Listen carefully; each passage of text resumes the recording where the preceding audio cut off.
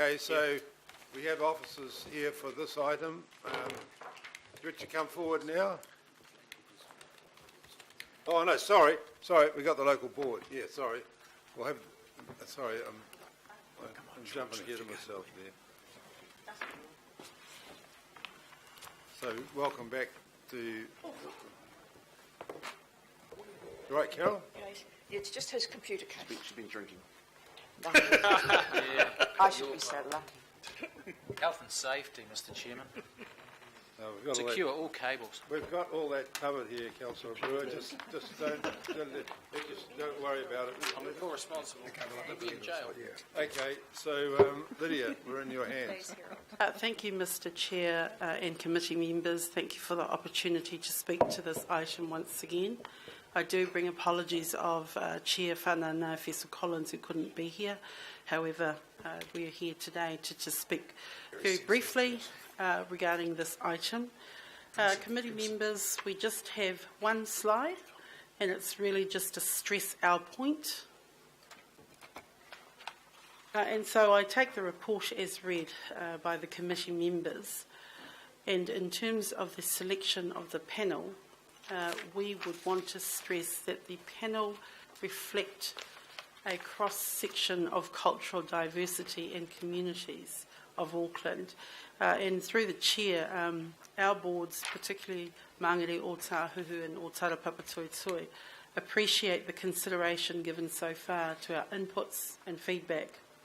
You will be well aware of the harmful impact of proliferation of alcohol supply in our local communities, particularly in the south, as major concern to our boards.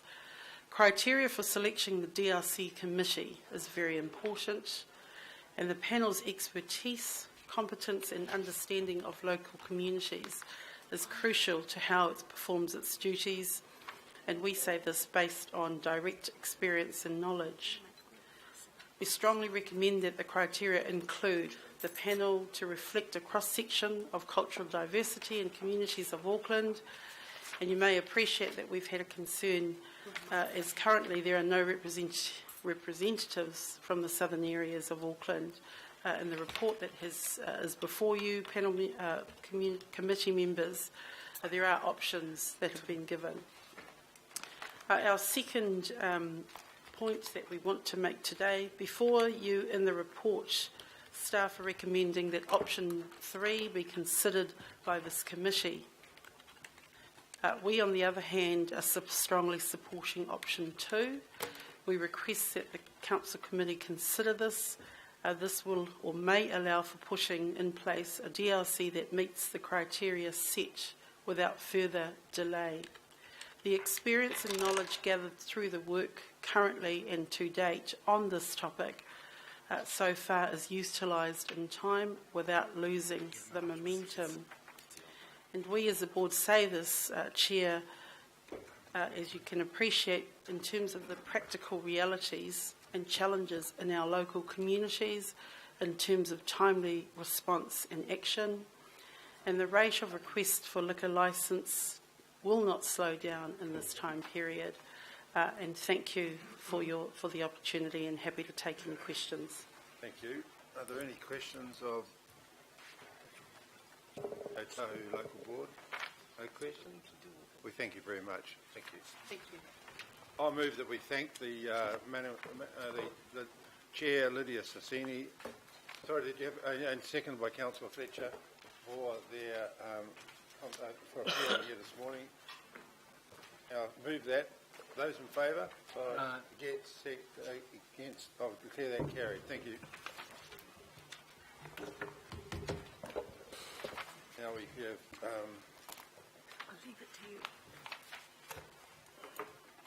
Elizabeth Mackenzie, Marguerite Delbay and James Hassel.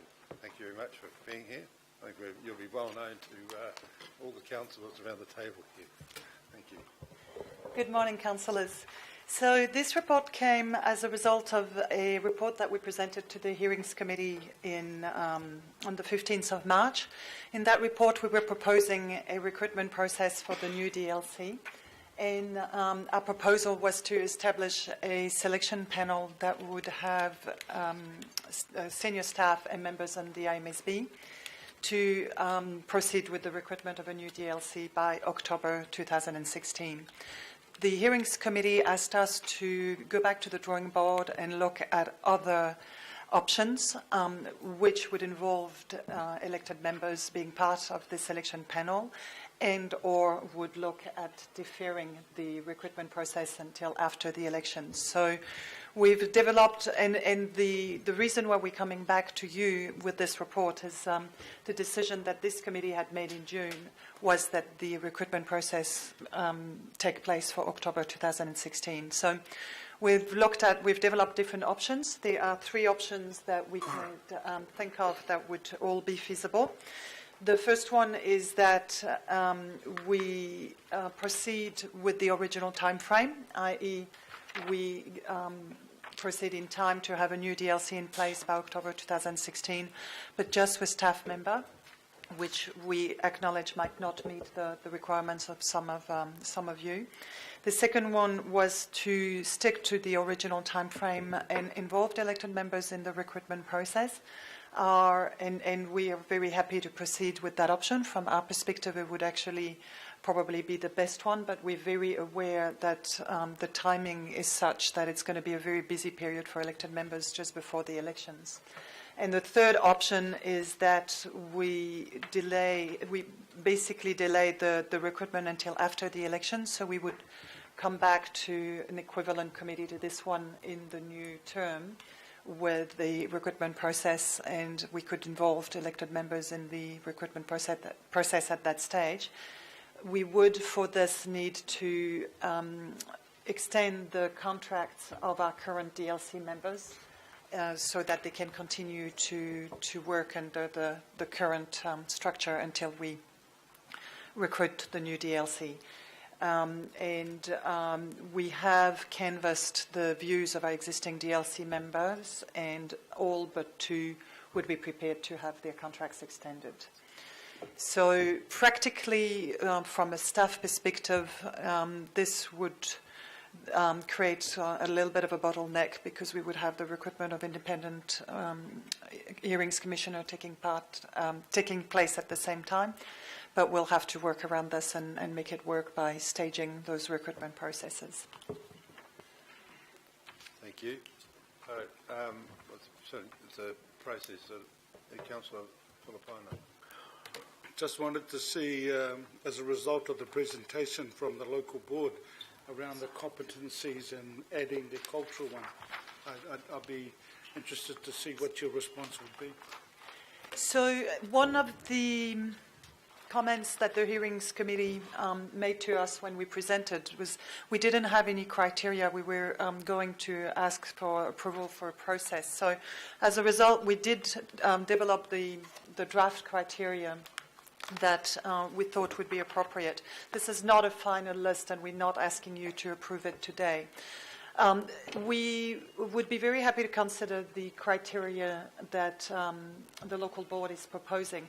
However, I would, in effect, it's going to be difficult to.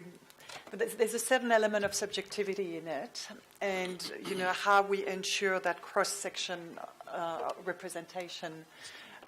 We need to work on how we refine that criteria, and just making sure that we've got 15 members in total. We're proposing 15 members in total, 5 chairs and 10 DLC members.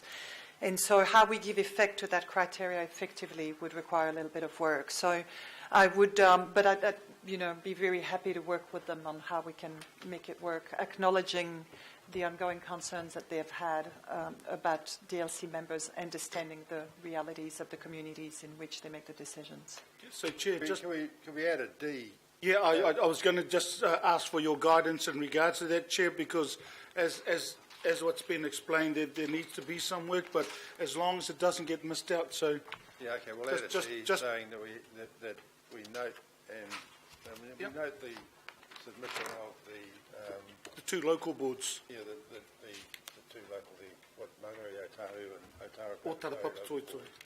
Yeah, around the criteria at least, and I think the best thing, through you, Chair, is at least once that has happened, that a response goes back to those two, but also to others who may end up looking at this recommendation saying, hey, look, yeah, we agree. I'm talking about the other local boards. Yes, absolutely, and we would engage with them to Yeah. get their feedback. Thank you. Okay, Thank you, Chair.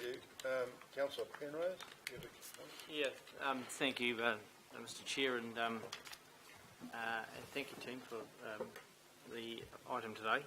As the mover of the recommendations at the hearing panel, that we adjourned this till 2:17 for reasons being that, one, I feel in my view that it's too close to an election, and it'll just cause confusion. But more in particular, I want to make sure that the electorate are at the table through this process, and I can't see any reason why it would create a problem, even though there's only two that have shown an indication that they would not participate in it. We've got plenty of others at the table, as in members, as well as chairs, because as we're looking at downsizing as opposed to increasing. So I don't think that's a problem at all. And as you know, Mr. Chair, we're at the forefront of this back in 2011, from memory. It really rolls on to the next part, because the DLC, it goes in conjunction with the LAP. And as we know, Mr. Chair, the LAP has been put on hold. Sadly, the judge passed away in January. We've been informed now that the LAP at this stage will not go forward until after the next election, sadly, because we're trying to give some certainty to the people of Auckland around the LAP, i.e. off licences, the freeze, and hours of operation across the region. And I've been advised that Christchurch is going to be second off the rank now, which saddens me, and probably the panel members as well. To the chair of the panel of the LAP, Councillor Cashmore, and George yourself, Councillor Crum and Glenn.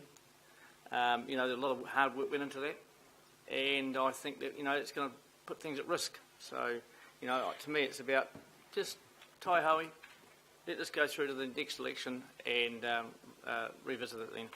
Thank you. Councillor Casey. I'd like to second the recommendations and endorse what my colleague Councillor Penrose has said. I was present at the hearings committee when this was discussed. It's far better just to have that bit more time. Just on the subject of diversity, I think whenever we are selecting anybody for anything, I think we need a sentence, a preamble that says Auckland Council is committed to diversity. And that's age, gender and ethnic background. And if so it doesn't need to be part of the specifications, but it does need to be up there in lights. Okay, thank you. And Mr. Wilcox. I think Councillor Penrose has asked the questions that I wanted to ask. Thank you.